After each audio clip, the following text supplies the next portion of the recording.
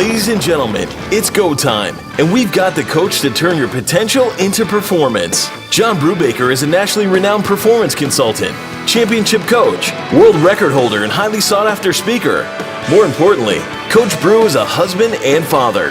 He has earned his place as an award-winning author of 3 books on leadership performance, and his book, Seeds of Success, is in the process of becoming a major motion picture. John and his books have been featured on NBC News, Forbes, ESPN Radio, The Huffington Post, and Entrepreneur Magazine.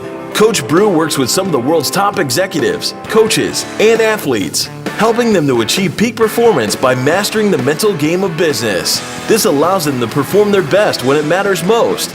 John's clients include corporations, associations, universities, nonprofits, and top-performing entrepreneurs. Ladies and gentlemen, please stand up now, put your hands together, and welcome Mr. John Brubaker.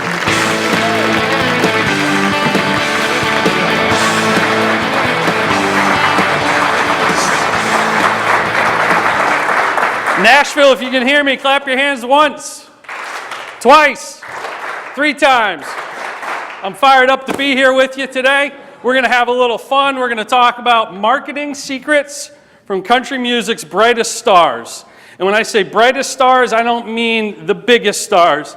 I mean the brightest people, the people who are marketers first and artists second. And I think that we're all marketers first and coaches second. And you could interchange marketing with recruiting, and that's really what we do. So we're going to have a little fun. And first I want to share with you a little bit about why I love country music. It's the #1 format on radio today, believe it or not. Now, how many of you are country music fans? Show of hands? Excellent. For me, the reason I'm a fan is the music just speaks to me. Mostly it's the song titles. I Miss My Ex, but my aim's improving. I'm so miserable since you've been gone, it's like you're still here. And then probably my favorite, Velcro arms, Teflon heart. But really, it's not the song titles, it's the entertainers. And it's not that, some of them really aren't great musicians, but they get a great backstory. I think you've heard from Dan the importance of story.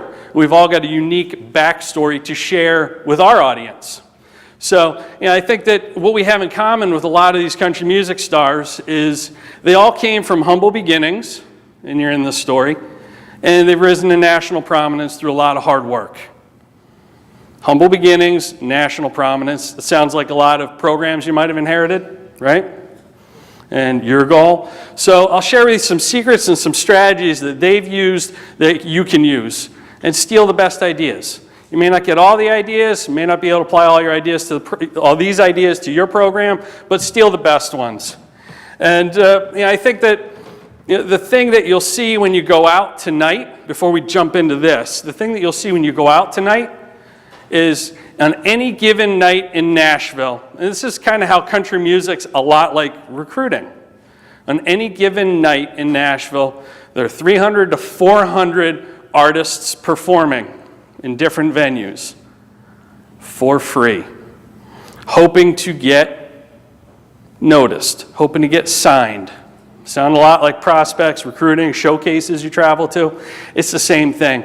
But the really cool thing about these artists is what I found is that they're all cheering for each other. They have an abundance mentality, not a scarcity mindset. And I think sometimes we see as coaches, we don't share our trade secrets quite so readily with each other. We hold on to some of our secrets, our plays, or what we're doing. We hold on to them like we have the launch codes, nuclear weapons, and we don't want the competition to find out about it, But I'm a big believer in a rising tide raises all. Complete the sentence, a rising tide raises all boats, right? And that's what you see with these entertainers as you go out tonight. And I think a rising tide raises all boats with your programs in your conferences. I was at the National Championships a couple weeks ago. I won't mention the sport, I won't mention the program, but I was talking with a coach from a conference who, for the first time, his conference was being represented in the national championship game, but it wasn't his program. I said, "Are you rooting for this other team in his league to remain nameless?" And he said, "Hell no, no way. They could be playing the devil, I'd root for the devil." And I'm thinking, your league's never won a national title. Rising tide raises all. It makes everybody's program better. I think it's the definition of success, is rooting for everybody. I think that's why we're all here. We want to get better. So what I want to share with you is, I don't want you to bury your head in the paper and take a ton of notes. I want to give you the notes afterwards. So if you want to take out your smartphones right now and text BRU, B-R-U, to 22828. Just text it to 22828. I'm going to send you the notes. I'm going to send you an audio download. For those of you who are more consumers of audio than articles, you get an audio download, a couple articles related to recruiting, and you'll also get my outline, my PowerPoint, and my notes from today. So go ahead, take out your smartphones and do that. I'll play a little music while you do so.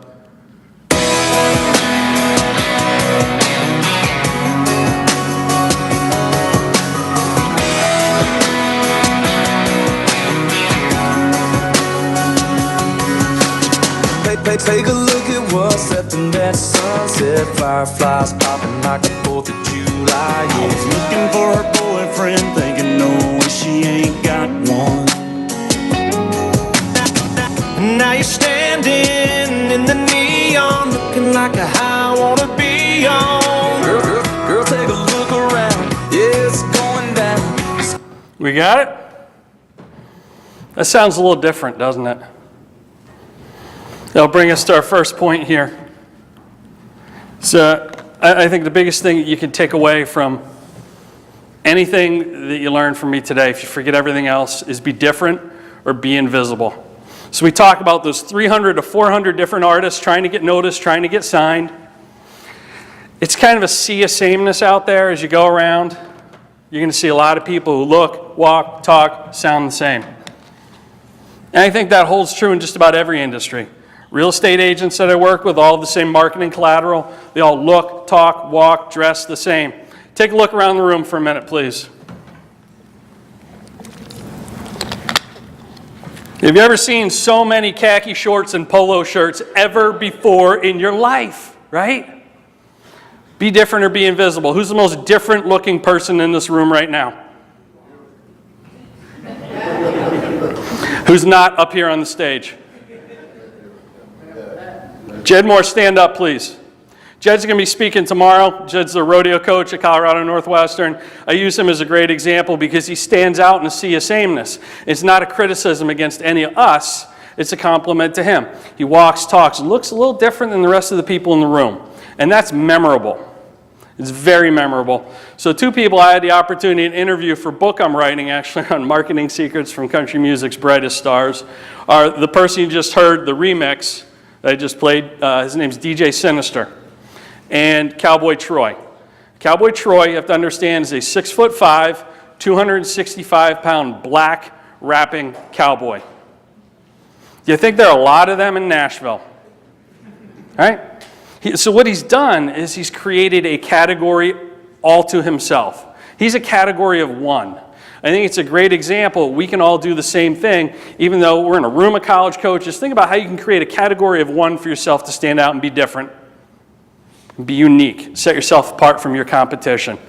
DJ Sinister, same thing. There are a lot of DJs. There are a lot of people who play country music. There are a lot of people who, spin records in clubs. He's taken country music and he's remixed it and mashed it up and mixed it with different dance beats. No one else does it. People are trying to copy him now. Same thing with Troy. Troy invented the term. You may have, if you follow country music, there's a common term called hick hop, bro country. You heard that term before, Jed, right? Troy invented and trademarked the term hick hop. It's his. Lots of people are copying it, but he is a category of one. So my question for you is, how can you stand out in a sea of sameness and be a category of one unto yourself? Just jot down a couple ideas. Here's how I can differentiate a little bit.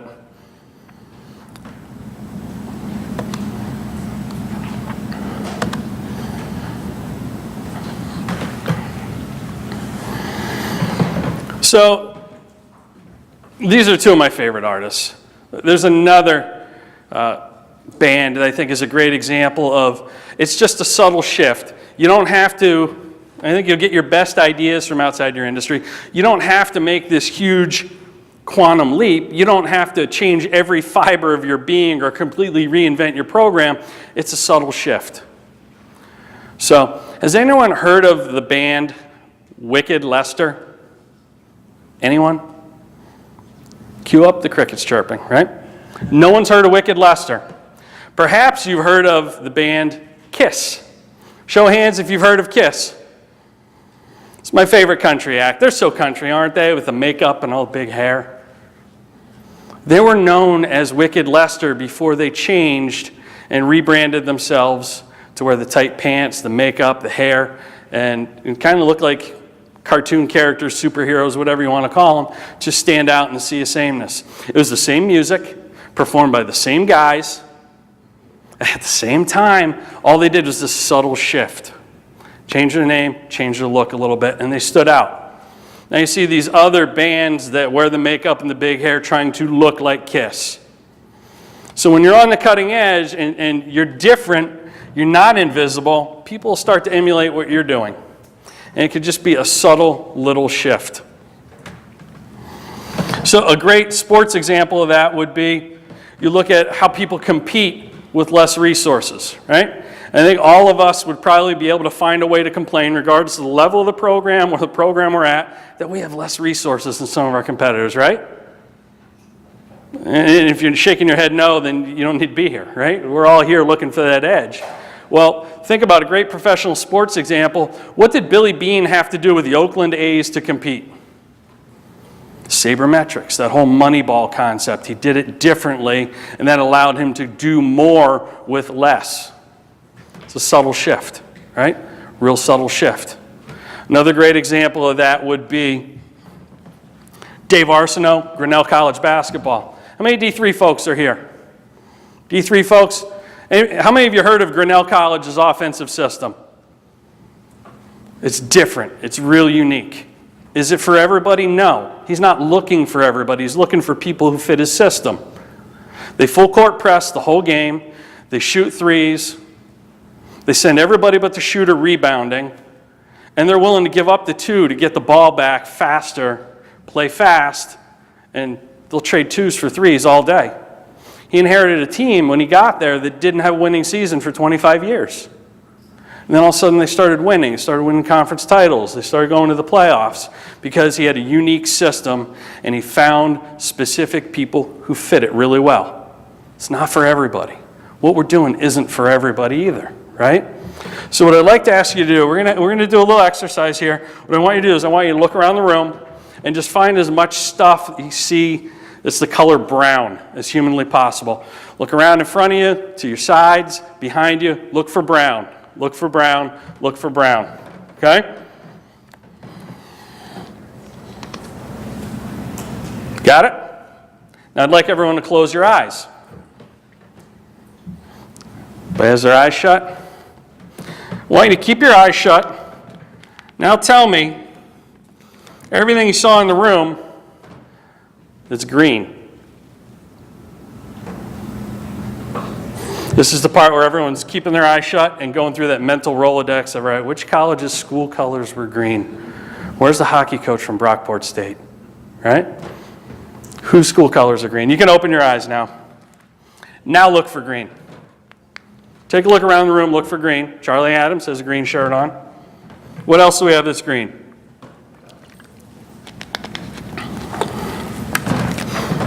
The point of that exercise is, it's awfully hard to find if you don't know exactly what you're looking for. You're looking for one thing, but it might not be the right thing. So my question for you is, when you go out on the road recruiting this summer, you're at these showcases, do you know exactly what you're looking for and exactly who will fit your system? And maybe even a bigger question is, it's not so much who you know, but who knows you. How can your prospects immediately identify you as being different from the competition? You're either different or you're invisible in that sea of sameness. Our brains get roughly 5,000 kind of marketing and branding, advertising messages thrown at us over the course of a day, every single day. So we start to filter out stuff that isn't relevant. We couldn't possibly process all that. We filter out stuff that isn't relevant, right? So my question is, are you being filtered out as being irrelevant because you're the same as the other 4 or 5 schools in your league in terms of your messaging, in terms of your approach? Or are you standing out because you're different? Because when everything's normal, nothing's memorable. That's the key takeaway, okay? So how do you become memorable, right? How do you become memorable?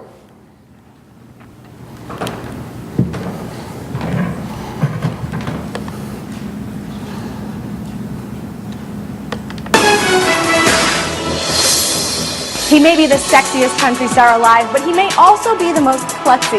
Luke took another tumble off the stage over the weekend, and for those of us keeping count, that makes it 3 times this year that he's fallen off the stage. Take a look at his most recent spill. This one happened in Indiana on Saturday, and luckily Luke doesn't appear too fazed by it. If you honestly think Luke Bryan falls off the stage over and over and over again by accident, you're sadly mistaken. He fell off the stage once in Charlotte, North Carolina. Got a lot of media attention for it because it stood out as different. Right? He said, wow, I kind of like this. So in Indianapolis, he falls off the stage again by accident, gets up and says, I hope you all put that on YouTube. Why don't you go ahead and YouTube that? What's he doing? He's getting himself media attention. He's manufacturing it by doing something unique and different. Unless you travel with him, you don't probably realize that he does it all the time. So he's done that in 7 different cities over the course of the last year. He's been on CNN, Entertainment Tonight, a host of other media outlets. And he manufactured that himself. So my question for you is, maybe not fall off the stage, but what can you do to manufacture media attention for yourself and your program that your competition isn't doing? And I hate to break it to you, it ain't your SID sending out another press release, right? Press releases are almost like email now. We become human spam in that regard. So what can you do to manufacture media attention in a unique way?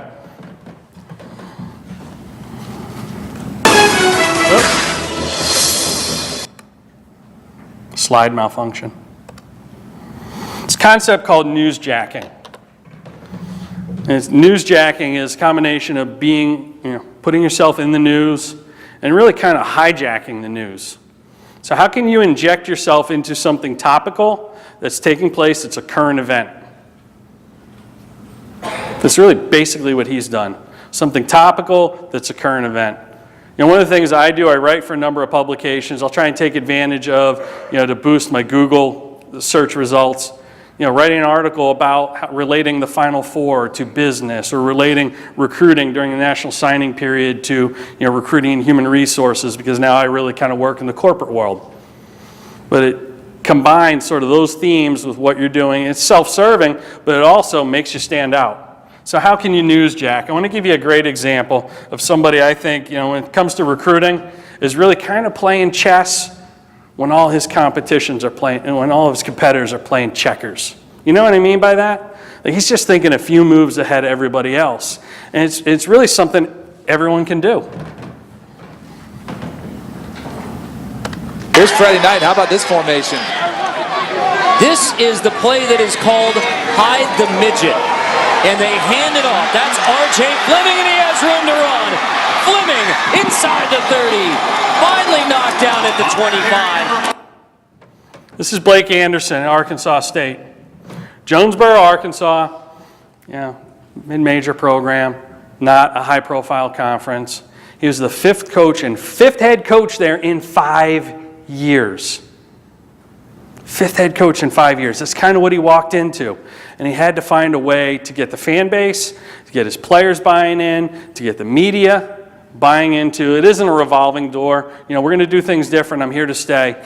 So what he started doing was running some trick plays. It kept the kids really interested in practice. They had fun. It was sort of how they differentiated themselves. He honestly, and it's not a gimmick, when I talk to him, he honestly believes this can be worth a 14-point momentum swing in any given game for us. They've got a fake punt, a fake field goal, fake everything, and they've got all these trick plays. But what it also does is, sea of sameness, it stands out as unique.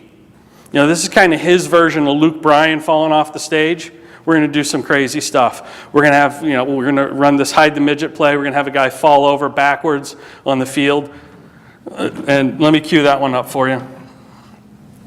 This is newsjacking to the point where a parody of an ESPN 30-30 was made about one of Arkansas State's trick plays. And I'll give you what's probably even funnier about this when it comes to newsjacking afterwards. Fake punt, a fake punt right away. If you blinked, you missed it, but he just changed college football forever. When you fall down like that, you don't just fake out defenders, you fake out an entire sport. What if I told you he was so good, he was deadly? ESPN Films presents a 30 for 30 film brought to you by Colin's Football Show. Colin Cowherd did a fake 30 for 30 about Arkansas State. The best part of that story has nothing to do with what you just saw. The same night they ran that play, Florida... Dead play, Sunday morning at 9 a.m. Stop. The same night they ran that play, Florida State played Florida. Big rivalry game. Blake Anderson and Arkansas State, little old Arkansas State in Jonesboro, Arkansas, were trending on Twitter during Florida State game. Neither of those two programs were on that radar screen on social media, but Arkansas State was. That's how he's standing out and differentiating in this kind of sea of sameness. It's powerful, and we can all do the same thing on a different scale in our local markets. If we're a small college, just think of something outside of the box and creative you can execute. Great example of newsjacking with Grinnell College. 138 points, one game. Remarkable in a sea of sameness. Got picked up by the USA Today, ESPN, lots of major media outlets. Tiny college in Iowa, Division III. That's newsjacking, folks. In terms of creating buy-in and using media hype to the point where the NCAA wants to investigate you, how about what Blake Anderson did at Arkansas State? He created, for their spring game, when all the coaches don't want to run a whole lot of plays, they want to play it safe, keep the guys healthy, don't kind of tip our hand to anybody. He created an eBay auction where he auctioned off being the head coach of the spring game. A millionaire from California won the bid. First year, $8,700. So the NCAA starts sniffing around thinking this can't be legal. There's nothing wrong with it. Nowhere does it say you can't do that. Got picked up by every major media outlet. He created a fan for life. I mean, who wouldn't, if you have the resources and you're a sports fan, who wouldn't want to coach a team on the sidelines for a spring football game? So the next year, they auction off both sidelines. $20,000 fundraiser on eBay. This guy got outbid. You could do the same thing. And when you do that, you don't just paint the picture, because we all want to paint the picture for our prospects. You paint them into the picture. You help them paint the picture. You let them in. You let them paint the picture in a real, authentic way. This is part of their story now. We talked earlier, Dan spoke about story. It's part of their story. It's kind of become a tradition they're going to do every year. You can do the same thing. It's different. It stands out. Disruptive marketing. This is another strategy that you can execute that you'll see all the time in other industries. And I'm telling you, the best ideas, and it's great that we'll all exchange ideas here this weekend. I firmly believe the best ideas you'll ever get will come from outside your industry.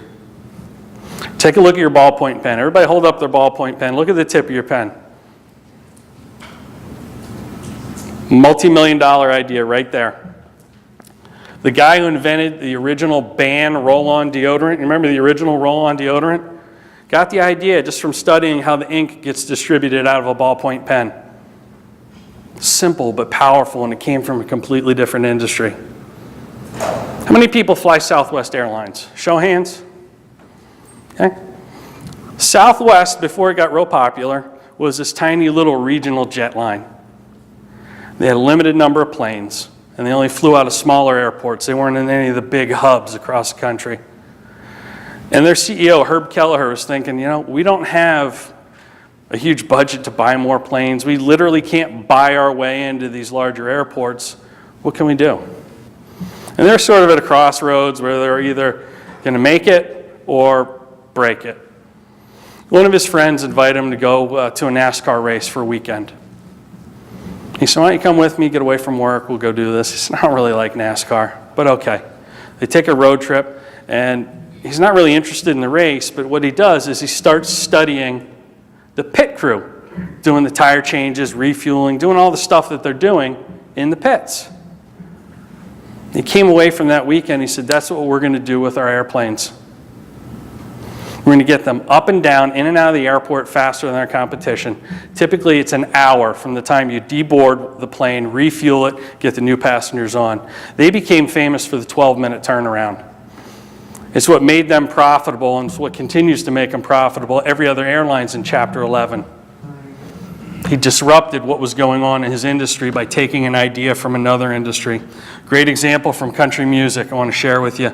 This took place, if you walked right out of the building, right a caddy corner from here, at a bar and grill called Rippy's. This took place at Rippy's 2 summers ago. Next week, 2 summers ago.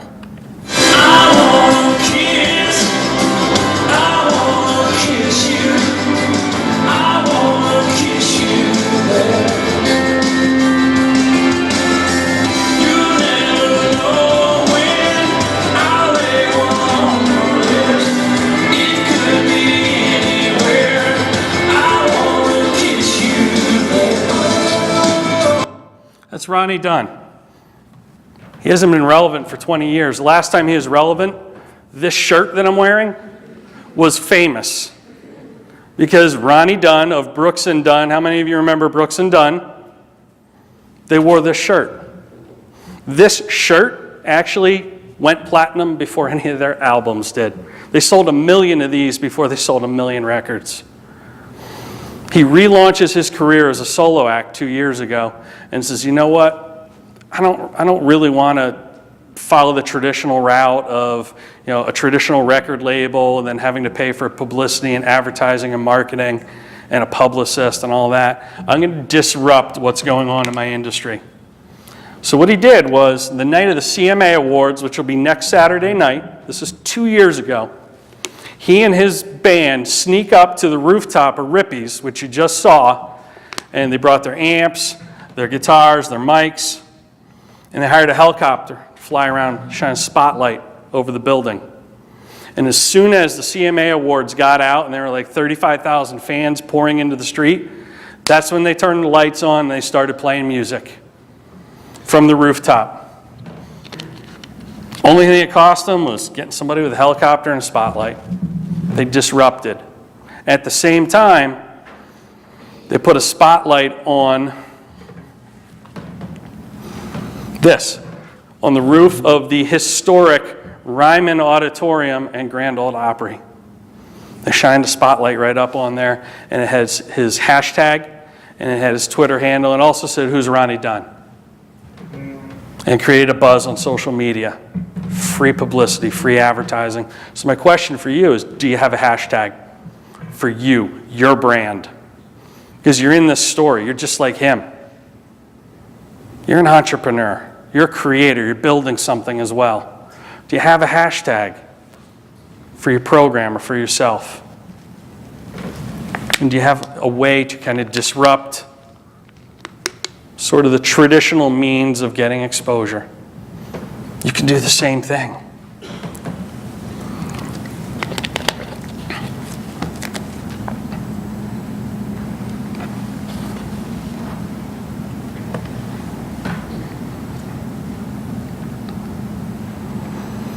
Give you a great example.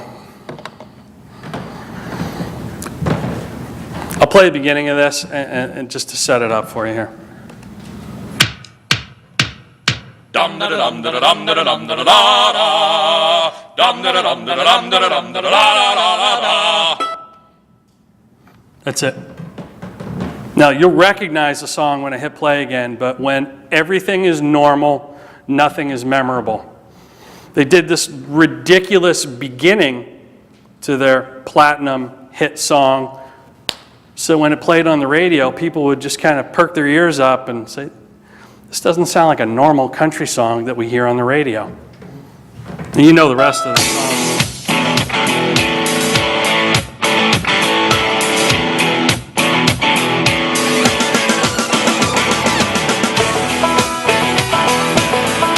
Big and rich, save a horse, ride a cowboy. Here's the really intriguing part of this and where you're in this story as well.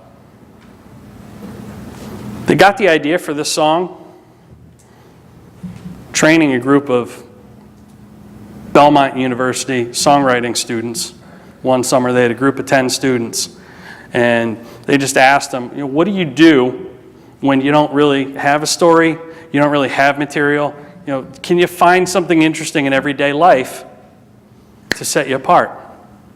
So they just started brainstorming, and this is what we expect you to do when you leave here and you go out tonight or you share some dinner. Start brainstorming.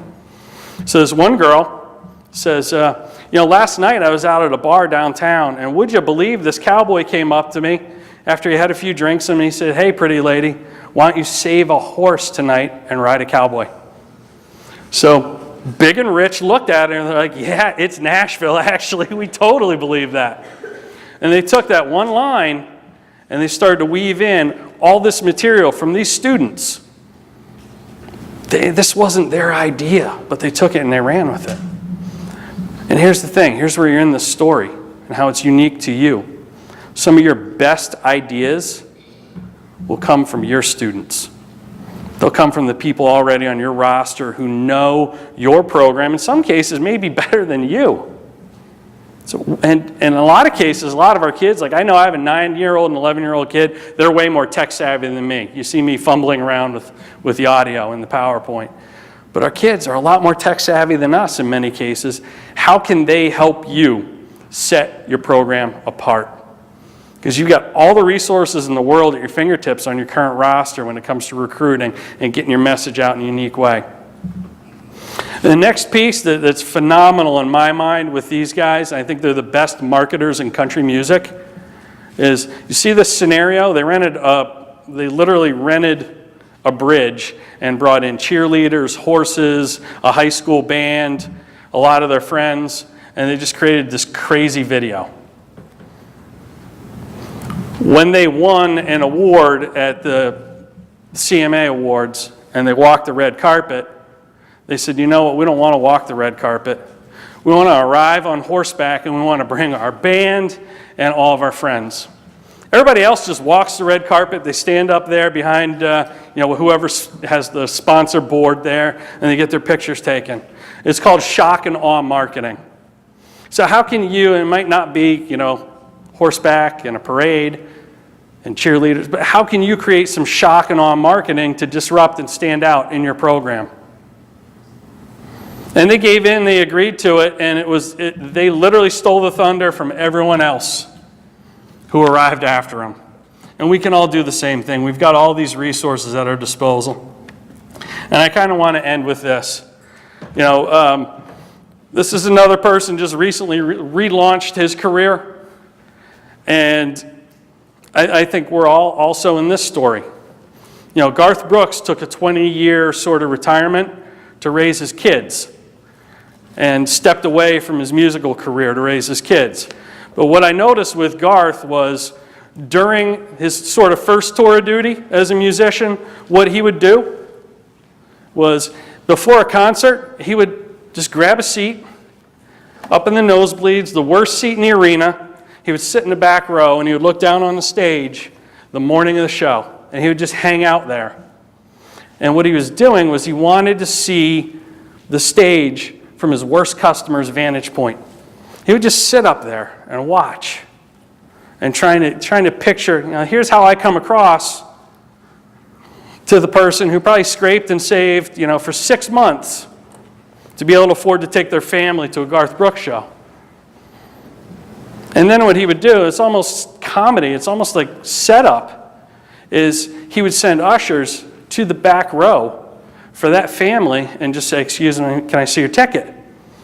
And they'd hand them the ticket and say, you're in the wrong seats tonight. And they'd look behind him and there's like a brick wall. like it gets worse than this? Are you kidding me? Is this a joke? What's your deal, man? And then he'd point down the stage, Mr. Brooks, send us up here. He wants you in the front row with us tonight. Come on down. And he would take that family and he would put them in the front row. And he wrote it into his contract that he would pay cash out of pocket and buy front row seats for a family at every venue he played. So my question for you is, how can you do the same thing? How can you step into the eyes of your customer? Might not be the most high-profile recruit on your list. Might be a B-list or a C-list kid. And give them a front row experience. Give them a freaking awesome campus visit. Blow their mind in a way that everyone else in your league or in your division or whoever else is competing for that kid can't do. How do you put yourself into their shoes for a few minutes? And just kind of give them an experience. So I saw Garth in Mellon Arena in Pittsburgh, small venue.